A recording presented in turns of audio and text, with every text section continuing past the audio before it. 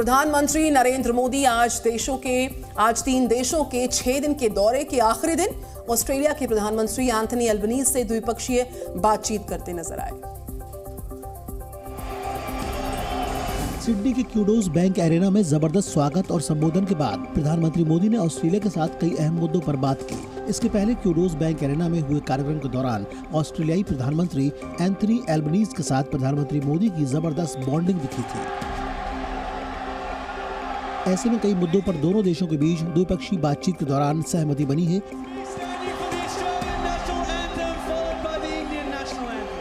Australia लगातार चीन के निशाने पर भी रहा है। भारत के साथ भी चीन के रिश्ते तनावपूर्ण हैं। ऐसे में दोनों देशों के बीच चीन से सुरक्षा का अहम मुद्दा है। ऑस्ट्रेलियाई प्रधानमंत्री के साथ द्विपक्षीय मुद्दों पर चर्चा के बाद प्रधानमंत्री मोदी के सम्मान में ऑस्ट्रेलियाई पीएम डिनर देंगे। इस कार्यक्रम में पीएम मोदी भी मौजूद रहेंगे। डिनर के बाद पीएम मोदी आज ही भारत के लिए रवाना हो जाएंगे।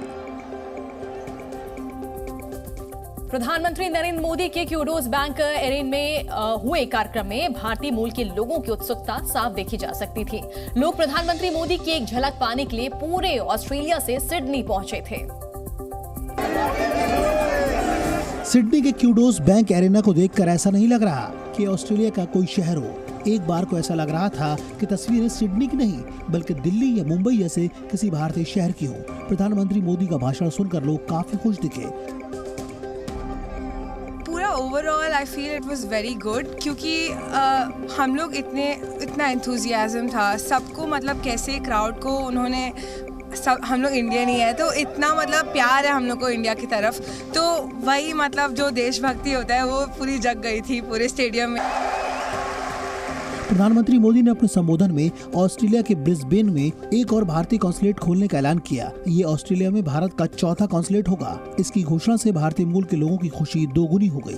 हम तो सिडनी में रहते हैं but of course Indian diaspora पूरे ऑस्ट्रेलिया में फैला हुआ है, तो ये मांग कब से थी तो आज पूरी हो गई। So it's really great moment for the people living there. G20 की टूरिज्म वर्किंग ग्रुप की बैठक का आज आखिरी दिन और इससे पहले मंगलवार को एलजी मनोज सिन्हा ने कश्मीर के बदले हुए हालात के लिए पीएम मोदी का आभार जताया और पाकिस्तान पर भी सीधा हमला बोला गया। एक रिपोर्ट। श्रीनगर में G20 की टूरिज्म वर्किंग ग्रुप की बैठक का आज तीसरा और आखिरी दिन है। सुरक्षा के तगड़े इंतजाम के बीच दूसरे दिन भी आम कश्मीरियों से लेकर बैठक में हिस्सा लेने वाले मेहमान उत्साहित दिखे। इस मौके पर कश्मीर के बदले सूरत हाल के लिए उपराज्यपाल मनोज सिन्हा ने पीएम मोदी का आभार जताया। उन्होंने कहा कि कश्मीर में पाकिस्तान प्रायोजित आतंकवाद का सफाया हो रहा है और कश्मीर के नौजवान अपने सपने पूरे कर रहे हैं। यह शांति और समृद्धि की जमीन बन गई।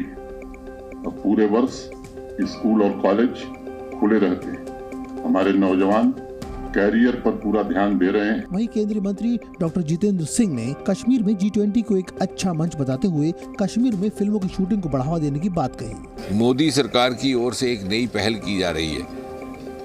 फिल्म फैसिलिटेशन ऑफिस या भिन्न जो अदारे हैं उद्योग जगत के, उनके साथ समन्वय करके फिल्मों को बढ़ाने का काम करना, बाधाओं को कम करना, उससे मुझे लगता है कि ईज ऑफ फिल्म मेकिंग आएगा।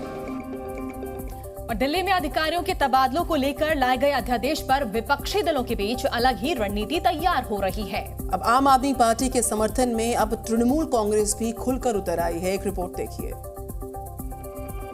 2024 के चुनाव को देखते हुए क्षेत्रीय पार्टियां बीजेपी को घेरने के लिए अपनी अपनी रणनीति तैयार कर रही हैं। दिल्ली में केंद्र का अध्यादेश जंग की एक नई वजह बन गया है। हालात ये हो गए हैं कि अब आम आदमी पार्टी अध्यादेश के खिलाफ समर्थन जुटाने के लिए मुंबई तक पहुंच गई है। दिल्ली के सीएम अरविंद केजरीवाल और पंजाब के सीएम भगवंत मान दोनों ही नेता मुंबई पहुंच चुके हैं। आज शाम दोनों ही नेता शरद पवार और उद्धव ठाकरे से मुलाकात करेंगे। फिलहाल सीएम केजरीवाल को ये उम्मीद है कि राज्यसभा में ये अध्यादेश गिर जाएगा। कानून का गलत इस्तेमाल करके गवर्नर के जरिए ऑर्डिनेंस पास करके ये तरह तरह से उस नॉन बीजेपी गवर्नमेंट को काम ही नहीं करने देते। अब इस अध्यादेश के खिलाफ दिख रही आम आदमी पार्टी को टीएमसी का समर्थन भी मिल गया है। अगर हॉट पार्टियां एक साथ में ऑपोजिशन हो सकता है, दिस इज द मौका है, तो एक बहुत बड़ा मैसेज जाएगा देश के लिए कि हम बीजेपी को राज्यसभा में हरा सकते हैं। और अगली खबर है दिल्ली के जहांगीरपुरी से, जहां पर अब भलसवा डेयरी में सोमवार को एक प्रॉपर्टी डीलर की गोली मारकर हत्या की गई। इस पूरी घटना का जो फुटेज है वो भी सामने आ चुका है। बदमाशों ने 1-2 राउंड नहीं बल्कि 6 राउंड फायरिंग की इस वारदात को अंजाम दिया। एक रिपोर्ट देखिए आप। 6 राउंड फायरिंग और 50 साल के विजेंद्र यादव की मौत। ये दिल्ली की जहांगीरपुरी का वही इलाका है जहां 3 बदमाशों ने प्रॉपर्टी डीलर विजेंद्र यादव की गोली मारकर हत्या कर दी। सोमवार दोपहर जब विजेंद्र यादव भलसवा गांव के पुराने कुएं के पास एक भंडारे का आयोजन करा रहा था, वो लोगों को भंडारा खिलाने में व्यस्त था, लेकिन उसे नहीं पता था कि उसके आसपास मौत मंडरा रही है। उसी समय बाइक पर सवार कुछ अज्ञात हमलावर आए और हमलावरों ने विजेंद्र के ऊपर ताबड़तोड़ कई राउंड फायरिंग की, जिसमें विजेंद्र यादव को करीब 6 गोलियां लगी और विजेंद्र की मौके पर ही मौत हो गई। सूत्रों के हवाले से मिली जानकारी के मुताबिक हमलावर भी भलसवा गांव के ही रहने वाले हैं। करीब 6 गोलियां विजेंद्र यादव को लगी और उसकी मौके पर ही मौत हो गई। इस वारदात के पीछे जमीनी विवाद को लेकर आपसी रंजिश का मामला बताया जा रहा है। फिलहाल पुलिस जांच में ही साफ हो पाएगा कि हत्या किस वजह से हुई। तेलुगु फिल्मों की एक्ट्रेस डिंपल हयाती इन दिनों गलत वजह से सुर्खियों में है। उन पर दरअसल ट्रैफिक डीसीपी की सरकारी गाड़ी को जानबूझकर नुकसान पहुंचाने के आरोप में केस दर्ज हुआ है। ये सीसीटीवी वीडियो हैदराबाद के पॉश इलाके जुबली हिल्स के एक अपार्टमेंट की है। 14 मई की रात के इस वीडियो में एक महिला ट्रैफिक कोन को जानबूझकर पैर से जोर से लात मारती दिख रही है। ये महिला कोई और नहीं बल्कि तेलुगु फिल्मों की एक्ट्रेस डिंपल हयाती है और जिस कार के पास ट्रैफिक कोन को लात मारी गई वो कार हैदराबाद पुलिस के ट्रैफिक डीसीपी राहुल हेगड़े की सरकारी गाड़ी है। अब इस मामले में ट्रैफिक डीसीपी के ड्राइवर की ओर से शिकायत दर्ज कराई गई है। शिकायत में ये कहा गया है कि अपार्टमेंट के बेसमेंट में निर्धारित पार्किंग में खड़ी कार को नुकसान पहुंचाया गया है। सोमवार को एक्ट्रेस डिंपल हयाती को थाने बुलाया गया और दोनों को सीआरपीसी की धारा 41A के तहत नोटिस दिया गया। एक्ट्रेस डिंपल हयाती ने इस मामले में सोशल मीडिया पर बिना किसी का नाम लिए जमकर भड़ास निकाली है। डिंपल हयाती ने एक ट्वीट किया जिसमें उन्होंने लिखा कि पावर के इस्तेमाल से कोई गलती नहीं रुक सकती। फिर उन्होंने एक और ट्वीट में लिखा, पावर का गलत इस्तेमाल गलतियां नहीं छिपाता है। डिंपल हयाती का ये कहना है कि अब तक इस मामले में उन्होंने अपनी ओर से कोई आधिकारिक बयान नहीं दिया है, इसलिए थोड़ा इंतजार करें।